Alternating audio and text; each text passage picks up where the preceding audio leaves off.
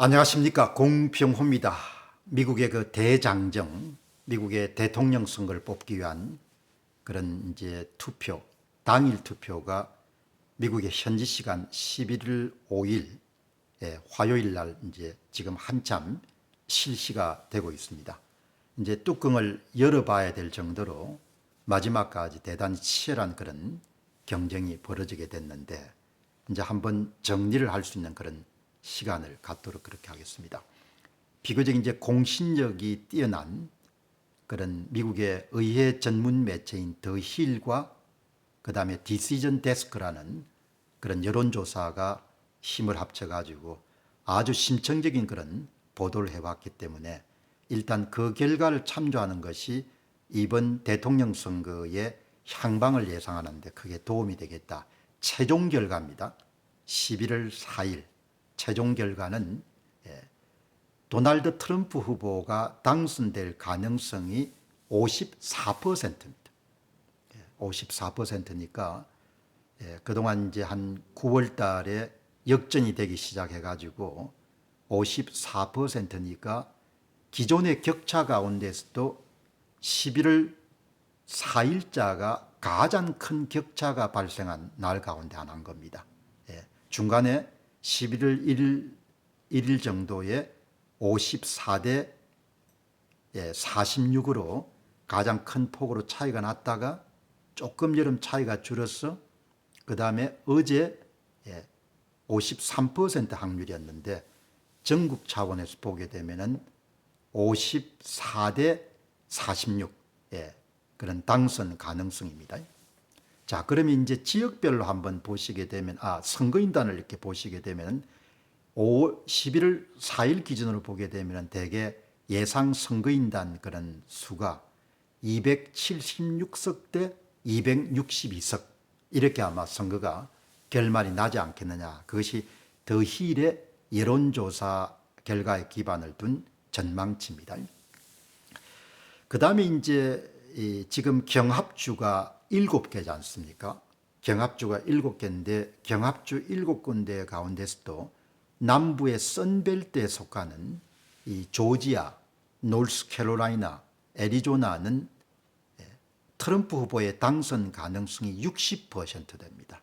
그러니까 더 힐 보도에 따르게 되면 조지아 63% 트럼프 승, 노스캐롤라이나 64% 트럼프 승, 애리조나 64% 트럼프 승. 그러니까 선거가 정상적으로 이렇게 진행이 되게 되면은 남부 선벨트의 주요 지역에서 해리스 후보가 선거인단을 확보하는 것은 좀 어려운 그런 상태다. 이렇게 볼 수가 있겠습니다. 자, 그럼 이제 북부의 러스트벨트, 좀 쇠락한 공업 지역인 지역에서 가장 치열한 그런 경합이 벌어지는 곳이 바로 위스콘신입니다. 위스콘신은 11월 1일만 하더라도 뭐 몇 프로 정도 이렇게 트럼프 후보가 앞섰는데 지금은 거의 박빙승부다라고, 물론 한 2% 정도 트럼프 후보가 앞서고 있습니다만은 거의 통계적으로 의미가 없을 정도로 위스콘신은 51대 49의 치열한 접전이, 그러니까 위스콘신에서는 트럼프 후보가 좀 이렇게 격차를 내다가 다시 좁혀진, 그러니까 이렇게 올라가다가 다시 좁혀진 그런 상황이고, 가장 이번 이제 미국 대통령 선거에서 초미의 관심사로 떠오른, 그리고 선거인단 수가 가장 많은 펜실베니아 주 같은 경우는 가장 역대 조사 가운데서도 트럼프 후보가 당선 가능성이 가장 높은 상태 54%입니다. 54대 46. 이것도 아주 여러분들 뭐 손에 땀을 질 정도죠. 9월 29일 날 처음으로 동률이 됐습니다. 50대 50. 그리고 격차가 확대돼가 10월 5일 날 54%까지 여러분들 확대가 된 겁니다. 조금 전에 말씀드렸던 위스콘신 주도 9월 29일에는 트럼프 후보가 55%까지 확장이 됐거든. 그리고 10월 4일 날 동률이 됐다가 그 다음에 10월 5일 날 51대 49로 좀 벌어졌거든. 그러니까 통계적으로 크게 위스콘신 같은 경우는 누가 이길지 알 수가 없는 겁니다. 더 힐의 여론조사가 갖고 있는 좀 특징은 미시간주는 시종일관 56대 44로 해리스 후보가 앞장서는, 그러니까 미시간에서 뒤집기는 쉽지 않을 것이다. 그렇게 더 힐은 보는 겁니다. 또 하나 이런 여론조사인 라스무센, 비교적 공정한 그런 여론조사 기관으로 잘 알려졌습니다. 라스무센 같은 경우는 11월 1일 날 전국 차원에서 공식적인 최종 여론조사 결과를 발표했습니다. 결과는 트럼프가 3% 정도 앞서는 것 같다. 파이널 내셔널 풀 결과가 11월 1일 날 발표가 된 겁니다.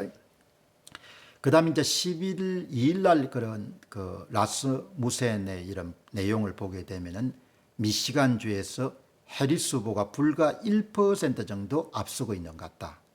그리고 또 11월 1일 날 여러분들 발표된 라스무센의 이런 여론조사 결과를 보면은 펜실베니아, 네바다, 그리고 노스캐롤라이나에는 트럼프가 상당수 앞서가고 있는 그런 추세를 보이고 있다. 이렇게 여러분 정리하시면 좋겠습니다.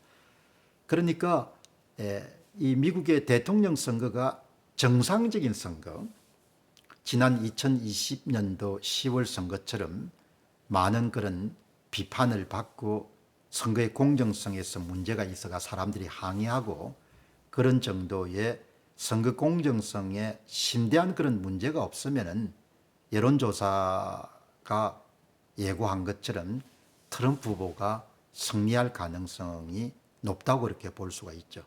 그러나 이제 선거라는 것은 기본적으로 숫자지 않습니까? 선거를 표시하는 것은 뭐 다른 것이 아니고 누가 몇 표를 얻었는가라는 부분이 중요하기 때문에 그 몇 표를 얻는 과정에서 선거의 공정성에 심대한 그런 훼손행위가 발생하게 되면은 그러면은 뭐 여론조사라는 것이 거의 무의미한 것이죠. 이제 미국은 전자투표를 하는 그런 주도 굉장히 많습니다.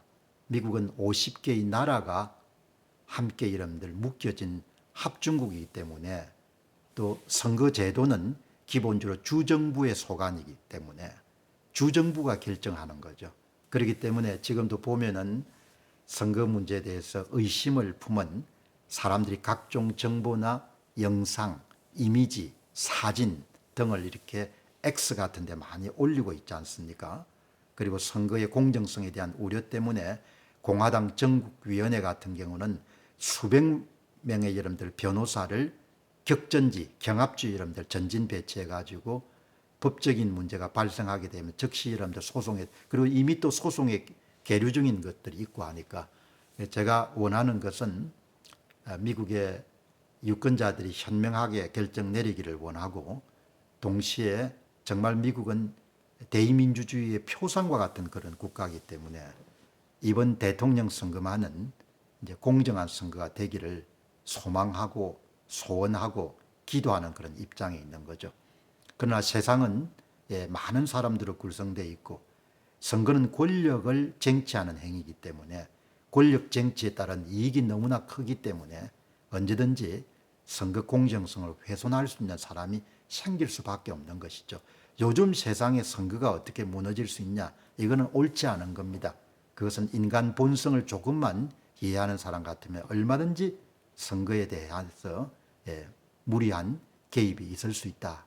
이 부분을 제가 강조하고 싶습니다. 감사합니다.